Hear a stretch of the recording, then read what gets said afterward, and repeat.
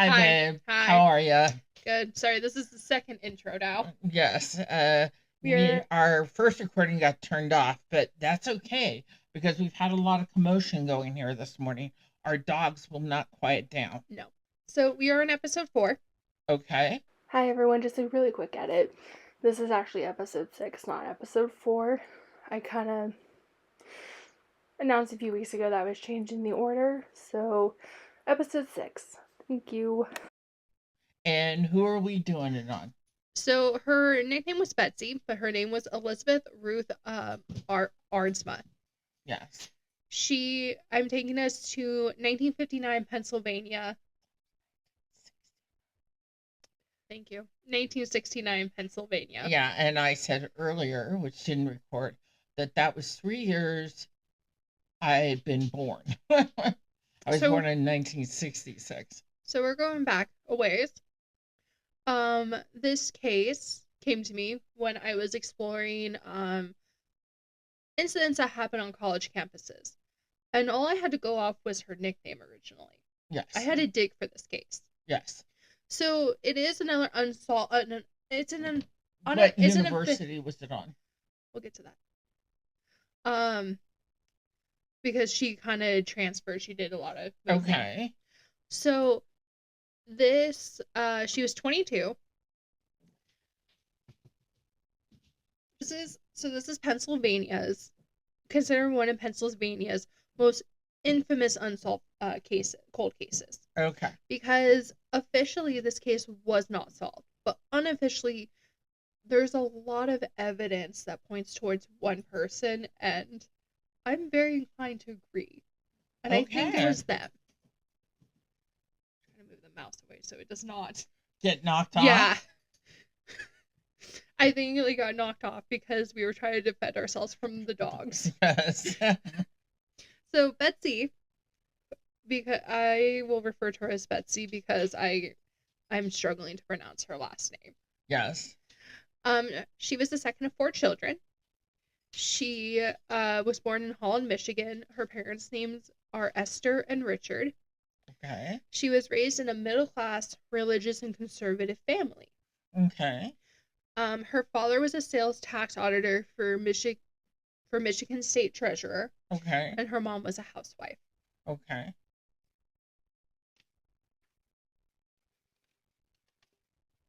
So Betsy was a little bit different from her family. Okay. So she was a free love, free yes, spirit. Actually she was. Was she really? Actually she was. I was kidding. She was. So she really was like the black sheep of their family. Like, oh but you my can God. tell, like, but it was one of those like where they still loved their child no matter what. So she actually had a flair for art and poetry. Okay. So by adolescence, she had started to develop views that differed from her parents and her upbringing. Yes. She had more liberal ideals and a deep concern for the unprivileged, which is very surprising for back then. Yes. And then for a middle-class Pennsylvanian family. Yes. She attended Holland High School where she excelled academically. Are you having one of those moments? She excelled academically and graduated with honors in 1965. Okay. So shortly after graduating, she enrolled at Hope College that fall. Okay. Where is Hope College? I'm assuming Hope College, I believe, is still in Michigan. So we're still in Michigan. She wanted to be a physician. Okay. Her roommate there, her name was Linda Den Benson, recalled that Betsy was an intelligent and fascinating individual who exhibited feminist traits. Okay. Which is very different for her parents. Yes. So in the fall of 1967, she enrolled at the University of Michigan. So mind you, she graduated high school 65, went to Hope College, and then fall of 67 was there for a year. Fall of 67, she went to the University of Michigan. She studied art and English and shared an apartment with 3 other female students. By senior year, she had begun dating a medical student named David Wright, who by all accounts was her first serious boyfriend. She graduated with honors in the summer of 1969. Okay. So she died in November of 1969. Okay. So she was not at this college No, she wasn't. So upon graduation from University of Michigan, she initially intended to join the Peace Corps Okay. and travel to Africa, although she opted to enroll at Penn State. So this is where it takes place, is Pennsylvania State University, which is Penn Okay. State's very famous. Yes, it is. Not just for school, but wasn't that the coach? I think that was So, the incident with the coach. yeah, I think so. I'm not exactly sure.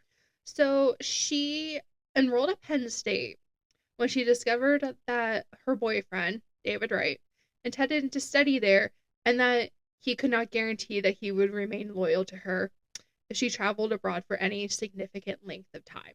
So she actually went to his college because she didn't want him cheating on her? She followed him, yeah. Oh my God. From the University of Michigan. Women, do not follow your man. Yep. Unless he puts a ring on it. Even then, it's debatable. Don't follow your man. So she enrolled in Penn State early October 1969. Okay. October 69. Yeah. Okay. She died the next month. She was murdered the next month. Oh. Yeah. He did it. No, actually. Oh, really? Boyfriend did not do it. We'll get into all that. Okay. Place your guess now. Who do you think did it? I was gonna say the boyfriend, because but I guarantee you're saying no. I guarantee you're not gonna get it. Okay. It'll click once I go through the main suspects. Okay. It'll click. So she resided on campus in Atherton Hall, and she shared her residence with a student named Sharon Brandt, who would later recall that she rarely pursued extracurricular activities and spent much of her free time either studying or at weekends traveling to Penn State Hershey. So she didn't even go to the campus that her boyfriend was at. He went to Penn State Hershey location. She went to the main campus. So why would... Okay. I am a little confused. So if you're going to follow your boyfriend, wouldn't you follow him to the right campus? Well, not necessarily, because Penn State's broken up into their different locations teach different things. He wanted to be a physician. She went to arts and English. Okay, so I thought she wanted to be a physician. She did, but then when she went to the University of Michigan, that's when she changed over. Okay. Now you've caught me up. So, by Thanksgiving, so that's October, that's how she spent October. So, Thanksgiving. Okay. So, Betsy was known to have exhibited symptoms of stress due to the fact that she had fallen behind on an English assignment. She spent the day prior to Thanksgiving in the company of her boyfriend, his roommates, and their girlfriends before returning to her dormitory the following day with intentions to meet with her professors for advice on a research paper she needed to complete for her assignment. Okay. So Wright, the boyfriend, David Wright, drove Betsy to a nearby bus stop in Harrisburg on the afternoon of November 27th. So... Okay, November 27th. What day did she die? We're getting to it. Okay. So something to note is that usually finals is that first week of December. So we're like... Yeah, so she's gotta before the winter break. Mm-hmm. So at the time of her death, Betsy had been in a relationship with Wright for approximately a year. Okay. And the two had discussed plans to become engaged by Christmas, and she had been a student at Penn State for just 8 weeks when she was murdered. Okay. So on the afternoon, November 28th, 1969, so the next day. Okay. Betsy and her roommate left their residence to visit Penn State's Pattee Library. Okay. To obtain research material for her English paper. En route, the two parted company, having formed plans to reconvene later that afternoon to watch either Easy Rider or Take the Money and Run at a movie theater that evening. Okay. So at approximately 4 p.m., Betsy spoke with one of her professors, Nicholas Jokovsky. Jokovsky? Jokovsky. He was Russian, I believe. Okay. Jokoski, to whom she stated her intentions to visit the Stack building. Shortly after leaving her professor, she encountered two friends, Linda Marsa and Robert Steinberg, with whom she briefly conversed before entering the library. So she then placed her purse, jacket, and a book inside a kind of a corral type thing. I've actually never heard of this. Yeah. That was assigned to her before walking toward a card catalog. So like a cubby? Kind of. Okay. Which they don't do nowadays. Okay. Or at least at the colleges I have been to, and I've been to several. Yeah. Having found the reference she sought, Betsy walked down a flight of stairs into the level 2 core stacks at approximately 4:30 p.m. Okay. Now, I'm assuming that they don't have cameras. No, that no, they're going by what people say. Yeah. Okay.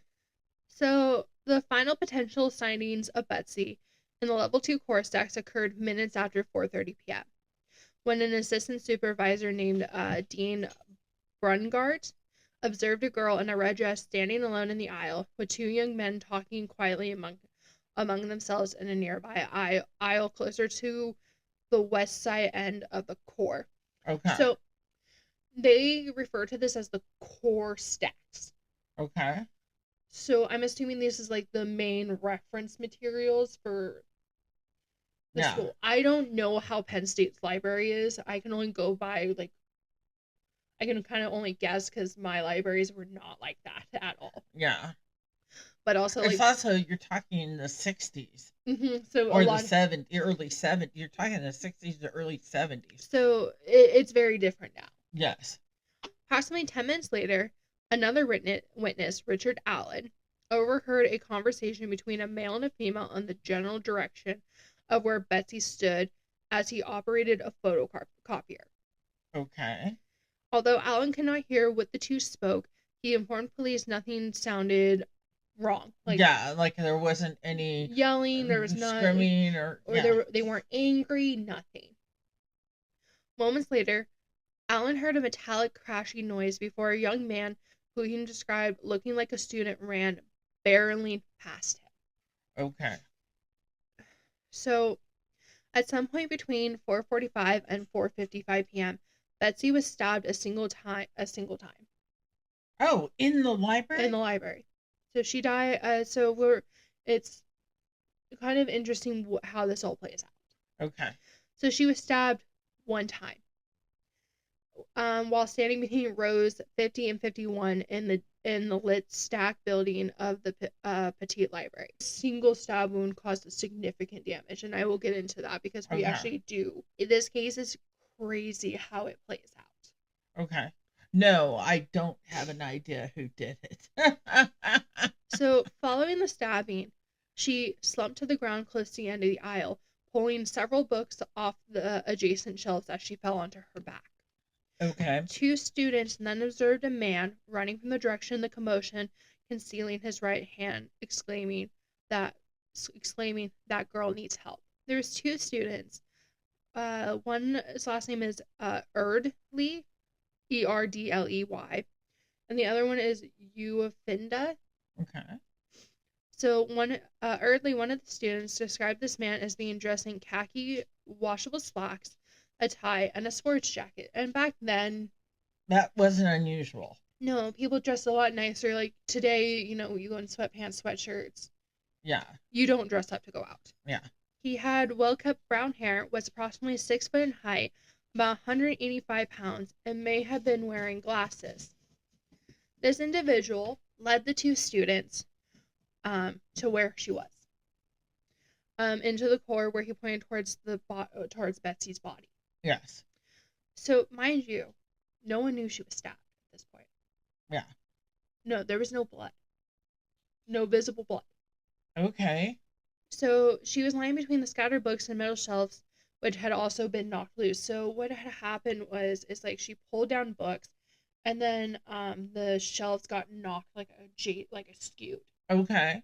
So, did they think that that's what hurt her was the... Okay. So as Erdley began checking for signs of a pulse, Uoffenda, the other student, observed this individual leaving the library. So Uoffenda discreetly followed him upstairs, when the individual ran out of the library. Uoffenda attempted to chase him down, but was outpaced. This individual was last seen running in the direction of the recreation hall. So he Okay. ran down apparently like this like rarely used corridor. Okay. So you had to know that the corridor was Yeah. there. So subsequent police appeals for the man or men who spoke these words to the two students before fleeing from the library to come forward were unsuccessful, and the individual has never been identified. Okay. But they're assuming that this individual is who killed her. Okay. So Uoffenda was pursuing the individual fleeing the library. Early was attempting to render first aid to Betsy, and that included mouth to mouth. Okay, because they thought she was, you know. So they were soon joined by a group of bystanders, including a librarian. A call was placed to the campus hospital. So apparently they have a campus hospital on site. Yeah. That was run by like student paramedics and everything. Okay. That helped out. That was for the Right Nor Health Center. That was at 5:01 p.m. Okay.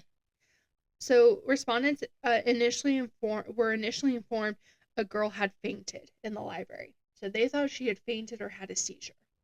Okay. So 2 student paramedics were dispatched to the scene, arriving minutes later. Betsy was quickly placed on a gurney, removed from the library via service elevator. And they took her to the health center, and the paramedics were performing CPR.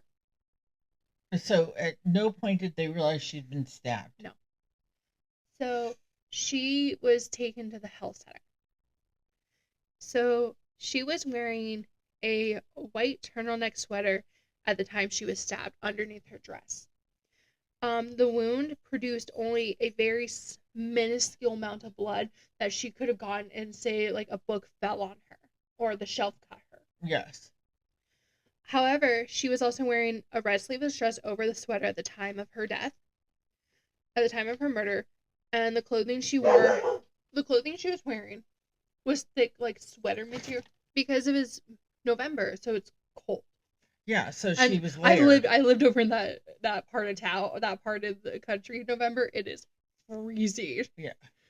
So this meaning the single knife tear within her clothing was not immediately obvious. Yes. I assume it well- wasn't obvious. They wouldn't have taken her to the medical center Well- at the college. They would have called 911. Actually, did they even have 911 then? I think so. Well, like this whole thing actually kickstarted a lot of stuff. So, but also, so what also made them think that it was a seizure or fainting, she had also urinated on herself. Okay. So, as a result of these facts, the non-medical individuals who discovered her body, plus the first responders, summoned to the scene in response to the reports of a female student having fainted in the library, initially believed that she had indeed either fainted, experienced a seizure, or some other non-critical ailment. Okay. Very shortly after she was transported to the health center, a more senior medical individual observed blood seeping through her clothing as the 2 student paramedics continued to perform CPR. They immediately ordered the 2 to stop before locating the stab wound. She was pronounced dead by a physician at 5:50 p.m. Her autopsy was conducted at Belafonte Hospital at 11 p.m. on November 28th. Wow. Concluding at 4 a.m. the following morning. So Dr. Thomas Magnani, Magnani, concluded Betsy had been killed by a single stab wound, which had penetrated her breastbone, piercing her heart and severing her pulmonary artery. I'm surprised there wasn't more bleeding. So my whole thought is, you had to know what the hell you were doing. Yes. Are you sure it wasn't the boyfriend? I'm positive. Okay. The boyfriend was back at Hershey. Well, it had to have been a physician. Yeah. So I shouldn't judge. so causing extensive hemorrhaging into her chest cavity. Death had occurred within 5 minutes. So they were doing However, mouth to mouth on a dead body. she would have been unable to scream for help because she essentially was drowning in her own blood. Oh God. She had not been the victim of any form of sexual assault, which I would hope not, considering how quick people responded. Yes. But yeah, so she was alive for 5 minutes, basically choking and drowning on her own blood. Potential hemorrhaging were also discovered on her chest, and minor signs of bruising and abrasions noted around one ear that had likely been caused when she fell to the ground. Yes. Well, I'd say, or them performing CPR.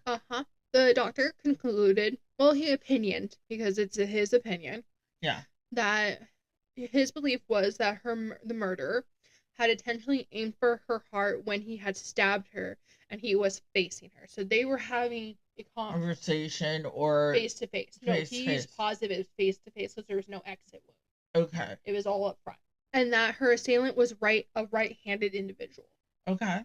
Hence, Pennsylvania State Police were the lead investigators because Penn State did not have campus police until after this incident. Wow. This actually caused them to establish. Now you find them everywhere. To establish a campus police department. Okay. So they assigned approximately 35 troopers to investigate her murder. And there are several reasons why they would be the lead. It is so this is in Pennsylvania. This is according to Pennsylvania's law. They say that is primarily due to the jurisdiction over serious felonies and the need for specialized investigative resources. While most universities have their own campus police or security, these departments often lack the authority, resources, and training needed to handle a complex homicide investigation. Yeah. So, for example, I'll use me for example. I went to West Virginia University. Our campus was patrolled by campus police, but we also had county, city, and state around my campus. Yeah, but your campus was also spread out. It wasn't one total campus. Well, most campuses are spread out like that. Yeah. But the fact that I had 4 different agencies watching my campus. Yeah. Your campus was pretty rowdy. Yeah, I was number 2 party school. We had a hazing death that got fraternities banned for 10 years. Yeah, it was pretty rowdy. I did not know that when we sent her. And then, so a second one is that when I went to Evergreen State College here in Olympia. Yeah. We were patrolled mostly by Olympia police. If we weren't, it wasn't campus. It was the Olympia City Police. It was rarely Thurston County. Yeah. If Thurston County responded, we were screwed.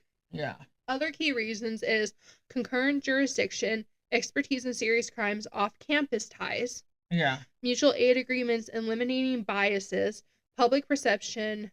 And so, do I need to explain any of those to you? No. The troopers that were assigned usage of the one in the buildings, I do not know how to pronounce it. Okay, spell it out. Boucke. I want to say Buke. Burke. There's no R. I want to say Buke. Buke. Yeah. Buke. And I apologize because, again, our pronunciations are not the best. I try. We try really hard. If we mispronounce something, you can correct us. That's why we spell stuff out. Mm-hmm. So it was a temporary command center as they conducted inquiries, and hundreds of students were interviewed following her death, in the weeks following her death. So the entire campus was searched unsuccessfully for the murder weapon. And a $25,000 reward was offered for information. You know how much money that is back then? Mm-hmm. That's a lot of money. Yeah, leading to information that would lead to the arrest on her killer. Investigators would quickly learn. So keep in mind, this would be a typical Friday, but usually closer to finals, it's significantly more people than what they realized. So investigators will quickly learn that up to 400 individuals would typically enter or exit that library between 4:30 and 5 p.m. on a Friday. Wow. That's on a typical Friday. So imagine close to it's finals. University of Pennsylvania. but imagine closer to finals. Yeah, there's a lot of people. And that's also over a Thanksgiving break. Yeah. So especially if they're that close to finals. Although that specific day only about 90 had done so. None of those interviewed were considered viable suspects. So 2 composite sketches of the individual Uofenda and Erdley had seen running from the direction of Betsy's stabbing were created. One with the assistance of Uofenda and a library desk clerk. One with Erdley. Although only Erdley's sketch was released to the media. Why was the other one not? We don't know. Do they look alike? No, they don't. They don't look alike. And what's interesting, we'll get into the other sketch because that does come back. That does come back in. Why? Okay, I'm confused. So, before police were even notified of Betsy's death, the crime scene was already compromised because the library staff believed that she had fainted or yeah, so they were in it. They had but they had already ordered the janitors to clean up like the urine, move the stacks, move the books back, all of that. So the crime scene was cleaned. Oh my god!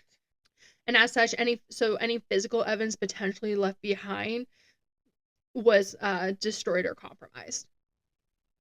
And back then, they had no idea what DNA was. That wasn't even in the future. That wasn't even discussed. So, however, the first trooper to visit the crime scene, Mike Simmers, ordered the area secured, just so they can at least try to salvage something that is usable.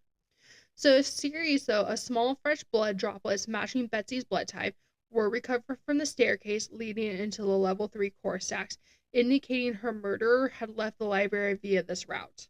Okay, so he didn't run out the front door? Well, so the question is, though, did he go up that route and then come back down, kind of making it look, staging the crime scene? Okay. Because we don't really know how long after her stabbing, because they said it was between there was this 5-minute span before. Okay. That she could have she was stabbed in. So who's to say she wasn't stabbed within that first minute? The person went up, down, and then came out. Yeah. Okay. So in December 2008, so this is just a quick theory.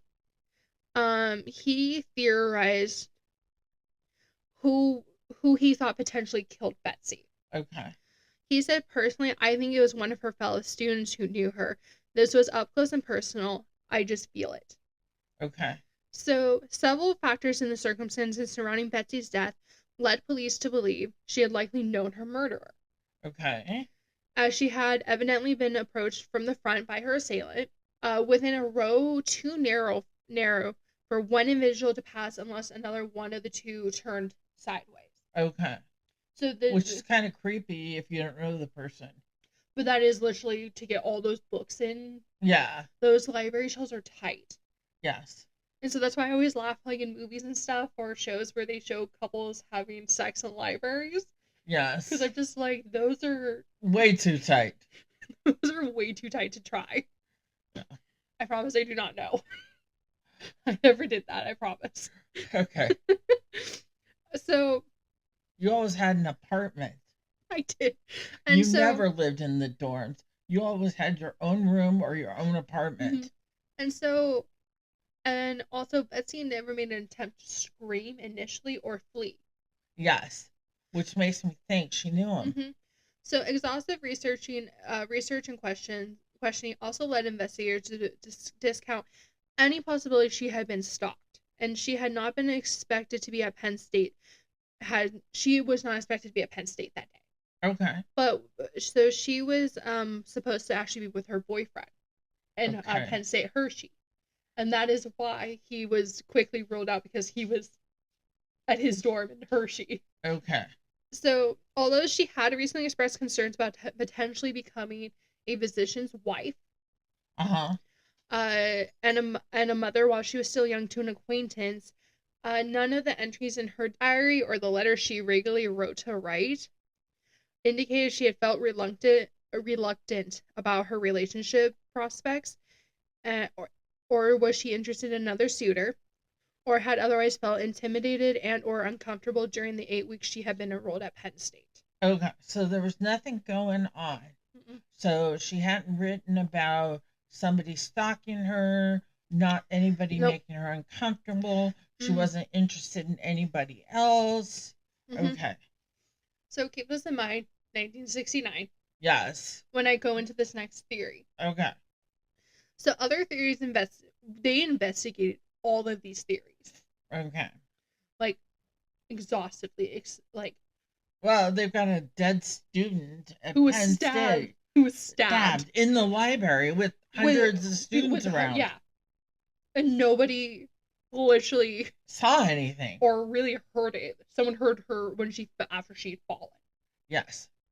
So they have included the possibility that she may have stumbled upon a homosexual encounter, Okay. an exhibitionist, Okay. or a I man. think if I saw somebody with his junk out, I would have backed up where he couldn't stab me and scream, but okay. She could have known the student. Yeah. I would have gone Or like, what the fuck? or a man engaged in a masturbation Masturbation. Okay. fantasies, Fantasies. and had been murdered to ensure her silence. So Alrighty. this theory was given particular credibility by investigator Michael Much, Okay. who speculated Betsy had observed two men engaged in sexual behavior, had recognized one or both men, and she had been murdered to prevent her divulging to others what she had seen. But considering her views and stuff, I don't think she would have cared. But the other people might not know that. Uh-huh. But if she knew her killer, they would know Mhm. that. It also can be as simple as they knew her from class, so they didn't really know her. Yeah, it's true. Because if a kid from one of my classes stalked me in the library to talk to me, I wouldn't think anything of it, even if I hardly Neither knew. would I wouldn't think twice So, about it. This was also because a few aisles from where Betsy had been murdered, in a section of the core used to store desks and spare shelving, investigators observed a desk with the seat pulled backwards. Atop this desk was a half-empty can of soda and a small stack of heterosexual and homosexual pornographic magazines, some of which dated as recently as October and November 1969. So, more than 24 porno mags were found concealed between books in the aisle where she had been murdered. And ample traces. Why would you put your porno mags there? Well, I'm assuming a lot of people probably don't use that area if it's nearby a storage area. Yeah, I guess. And ample traces of semen were discovered in multiple locations. Oh, that's just gross. Okay, just stop right there. That is on the gross. floor, shelves, I just want to and walls. know if Mom? they ever kept them for DNA now. On the floor, shelves, and the walls. Oh my God. That is just wrong. It's like going into a hotel and showing a bright light. I mean, it's just wrong. One investigator later commented, said traces of semen were practically everywhere. That is gross. Okay, if you're going to go masturbate somewhere, clean it up. Hold a tissue over it. I mean, come on, people. You don't need to leave it for the next person. These discoveries led investigators to conclude secluded areas of the stacks were used to conduct illicit sexual encounters. Yes. That sounds like you were doing yourself, though. If you were going everywhere, you were doing yourself. And I bet you it was all the same DNA. But if it's two guys, like technically they would go everywhere no matter which way you think about it. That's just wrong. That's wrong. So partial fingerprints were obtained from this can of soda, but the prints did not match any within the system. Nope, not with the police databases. All fingerprints upon and within the magazines were smudged and unusable. That's just wrong. Okay, can we move on from this? See, now they would hang your ass out to dry with the DNA. Some other theories investigators considered were the possibility that Betsy may have been murdered by a spurned suitor, had witnessed a drug deal and had been murdered to ensure her silence, or had been murdered due to an unsettled drug debt. Oh my God. And we are talking, and we're not, and so we aren't talking about like Adderall, because Adderall didn't come around until 1996. So in the 60s, it was LSD, cannabis, amphetamines, which are uppers, Yeah. which were popular among college students for enhanced performance, Yeah. and barbiturates Barbiturates.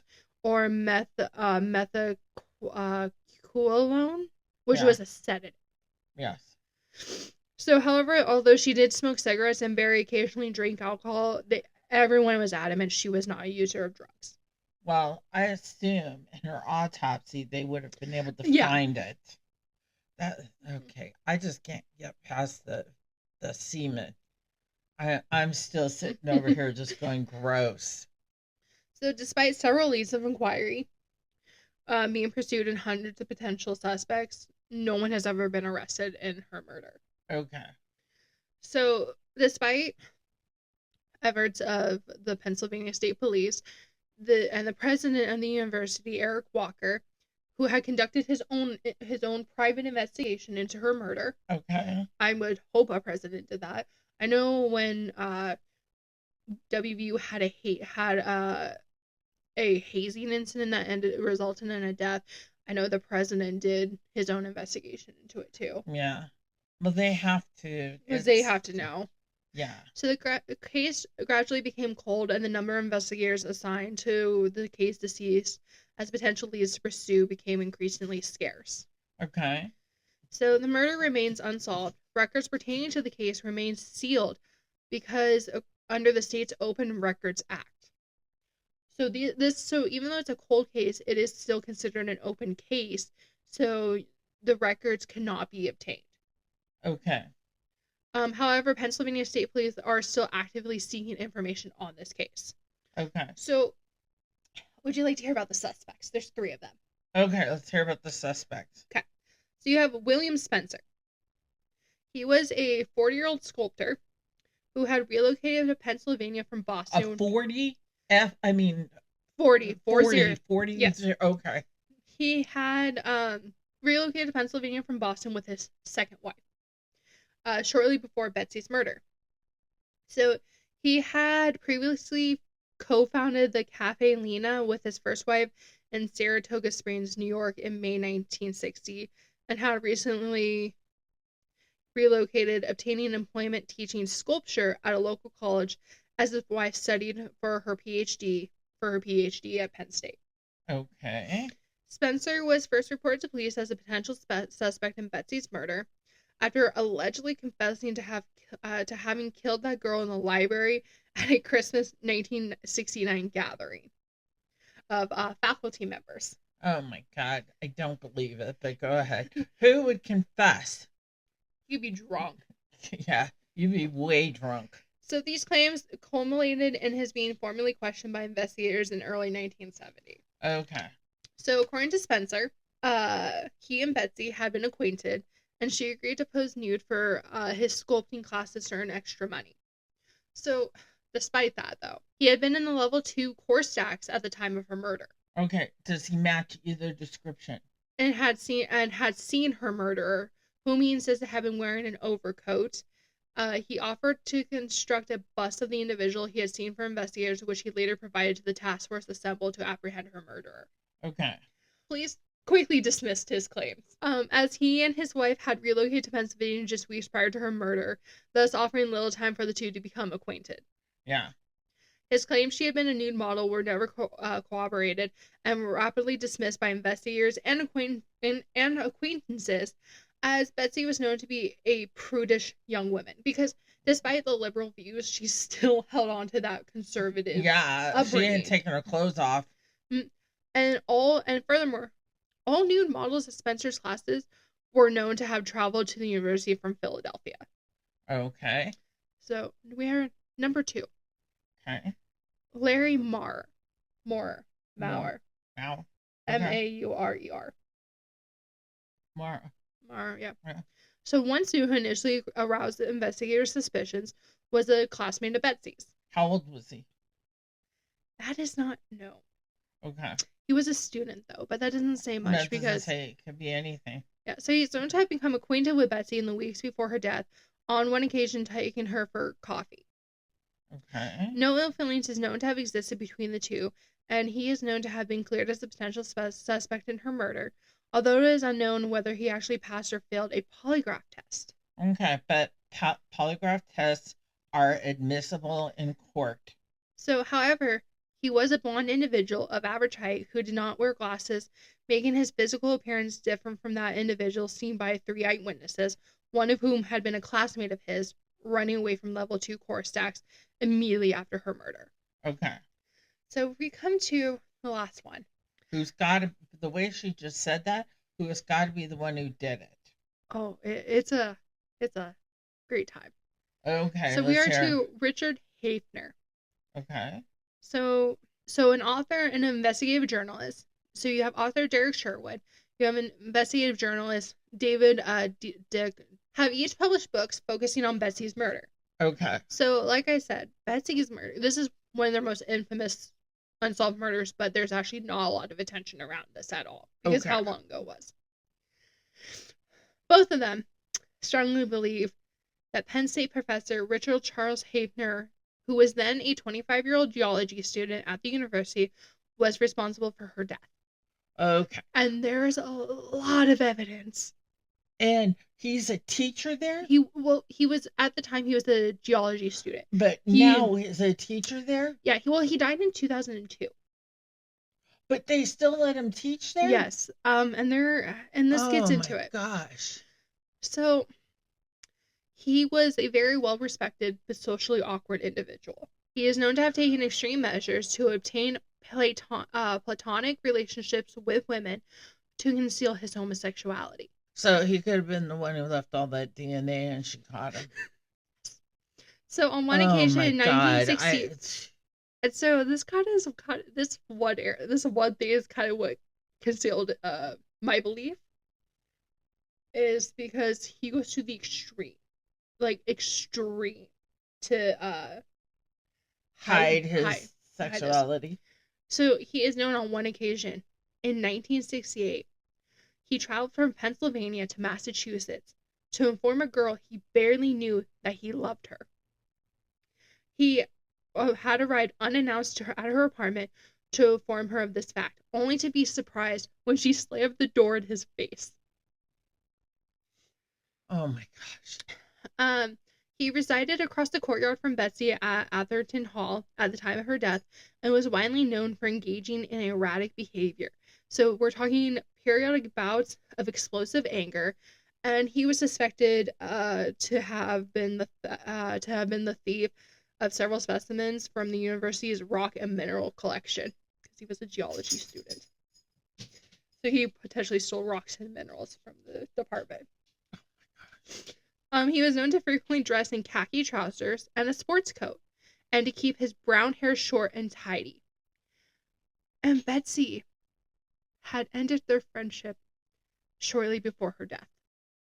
So, no, that comes back in. He was the one who said that. Ended their friendship. It wasn't really a friendship.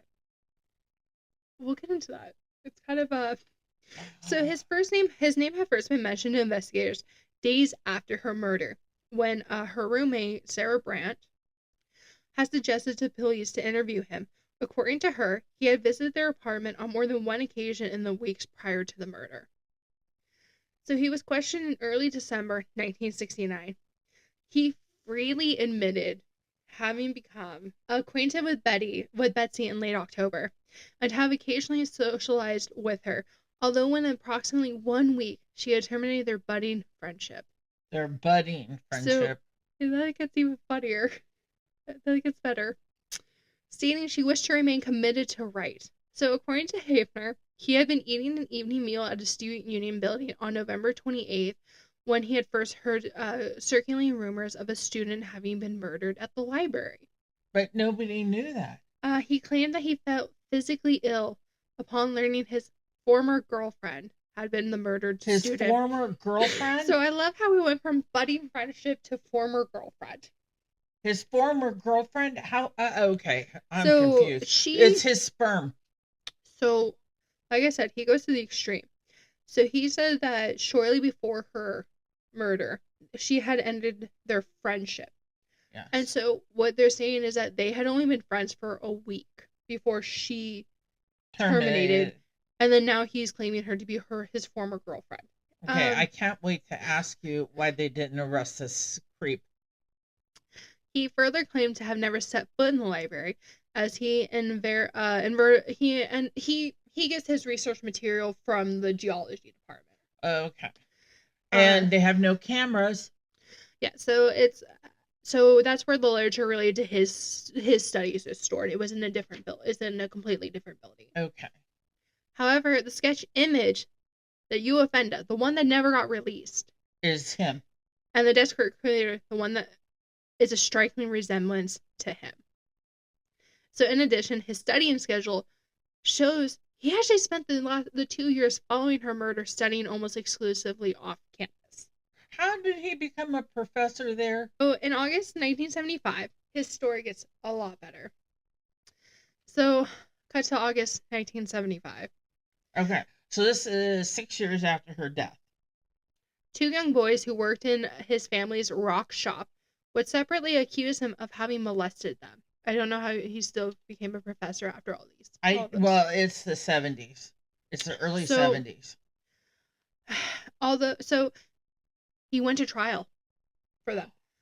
Was he a professor at that time? No. Okay.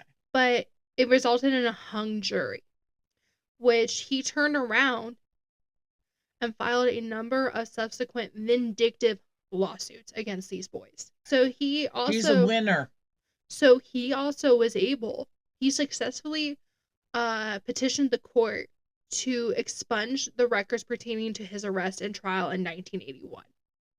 Oh my God. Several years after Betsy's murder, an acquaintance of his named Lauren Wright, who had no relation to David Wright, okay, would report that shortly after 6 p.m. on the date of Betsy's murder, he arrived at his household in a state of exhausted panic, blurting, "Have you heard? A girl I dated was murdered in the library." How did he know that? And he didn't date her. Okay. So, having conversed with the Wrights for a short period of time, he left their household. This account contradicts his official accounts of his movements, which he provided to police. He's a winner. How did he become a professor? That's his DNA all over the library with the porno mags. So, Lauren Wright had failed to mention this to investigators of this conversation until 1976, after an argument with him, who by the 70s had begun to focus his interest upon volcanology of volcanoes. He became a volcano guy. Yeah, DNA coming out of a mountain. They remained a close acquaintance of Hafner's until the latter died alone in a hospital bathroom in March 2002.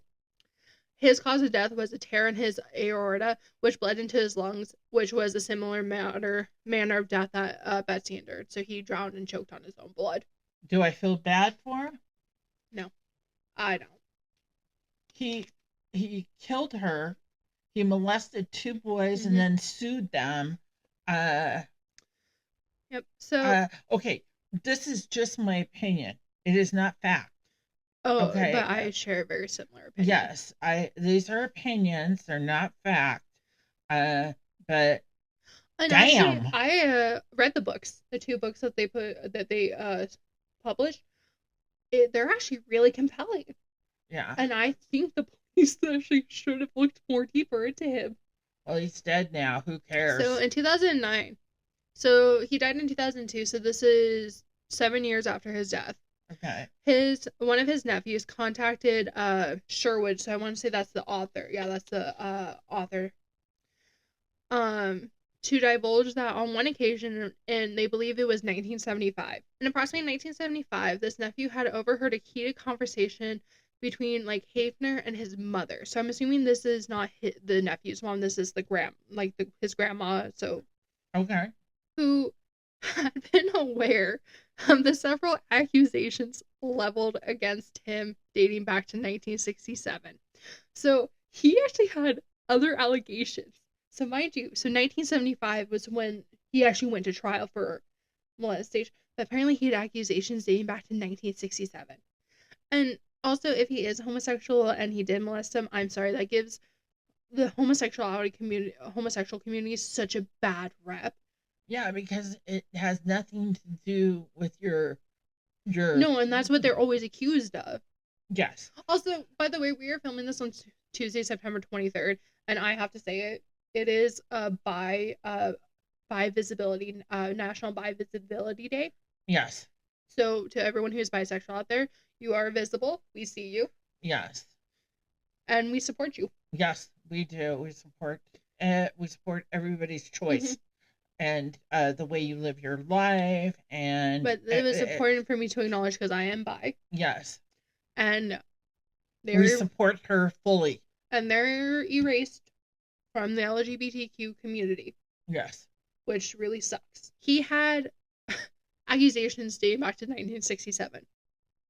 So according to this individual, the conversation had occurred shortly after his 1975 arrest for the two boys. Okay. And his mother was concerned about whether police suspected that he killed that girl at Penn State. She had also chided him for coming to the attention of the police after all her efforts to protect him on the previous occasion. The overall context of this conversation indicated to his nephew that he had confessed to Betsy's murder to his mom, who had ended the scolding of her son with the sentence, "You killed that girl, and now you're killing me." In the aftermath, Betsy was laid to rest on December 3rd, 1969, following a service held at the Trinity Reformed Church in her hometown of Holland, Michigan. Her casket did remain open throughout the ceremony prior to her interment, with the Reverend Gordon Van Olstenburg reciting a poem Betsy had written in 1965 titled Why Do I Live during the service. She was buried in the family plot within Pilgrim Home Cemetery with a single rose from David Wright placed in her hands. The final letter Betsy wrote to Wright arrived with his address the day after her murder. Oh my gosh. So Betsy's murder ultimately became a major factor in the creation of a police force at Penn State. The years prior to her death had seen an increase in violent crime, sexual assaults, and just student protests at the university, which had only a campus patrol to provide immediate law and order. Betsy's death epitomized the need for increased public safety measures on the university campus, and a university police force was established in the early 1970s. So, Betsy's murder remains unsolved. It doesn't. It was him. Local investigative journalists and 2 independent authors have published testimonies and reports which do strongly indicate that Penn State geology professor Richard Hafner may have been responsible for her death. And though his guilt is circumstantial, he was never charged with her murder. Yeah, he did, and as I said, he died in 2002 choking on his own blood. I'm sorry to hear that. I'm not. Mm-hmm. So, what do you think? Well, just move on from the semen back part. And I thought it was a boyfriend, which it wasn't. Nope. And back then, they didn't automatically, go assume after the boyfriend. Assume the couple. Now they do. I'm shocked. I'm absolutely shocked. I can't get over the semen. I'm still stuck on the semen in the stacks with the porno mags. I do recommend those books. What were they called? They are or who are they by? So you have I actually don't have the name of the books, but they're by Derek Sherwood and David DeKock, which is DEKOK. Yeah. The books are really interesting, and they go very in depth in why they believe it was Richard over the other two. Yeah. And they actually did explore the other two in depth too, but there was too much pointing towards the geology professor. You can't just sit on one. I mean, that's why we covered all 3, but you definitely come away with I know, unless you're his family and you're going to send us nasty. I can be mean. I can be feisty. Yeah, I can be feisty too. Okay. Well, I'm curious about what you guys think. Yeah, definitely. And this was years ago. So it's going to be people. If you remember this or you have any thoughts on it, please contact us. Mhm. I mean, the only way we can get this broadcast out is for people to subscribe and follow us. And, we are going to try to do our other broadcast is what? Rainy City Murders, Rainy City Murders, which goes up on Mondays. This is Grim Geography goes up on Fridays. Yeah. And then I have my own podcast. Yes, she does. That goes up on Wednesdays. Yes, we're busy, busy, busy. So, just let us know what you think. And I think we've covered it today. And if you do want to reach out, you can leave a comment on Spotify, Apple. You can do it on YouTube because we are on YouTube, or you can email us. Yes. I actually do have the email, and it is, what was that? It was, I want to say grimgeographypodcast@gmail.com, but let me double check that. Yes, I did not put my personal email on any of these. These are all our business emails because I do not want to be spammed. No, we don't want to be spammed. Yep, it is grimgeography@gmail.com. Yes. And even if you just want to say hi. Yeah. I read emails. I will respond. Yes. Or I'll make her respond if you want to talk to her. She can tell you a lot of fun stuff. Yes. I have a lot of things I can share. So, more than you think. So, yes. I think that is it for this one. I think it is too. Sweetheart, I'll talk to you later. We shall see you guys next week. Okay. Bye-bye. Bye.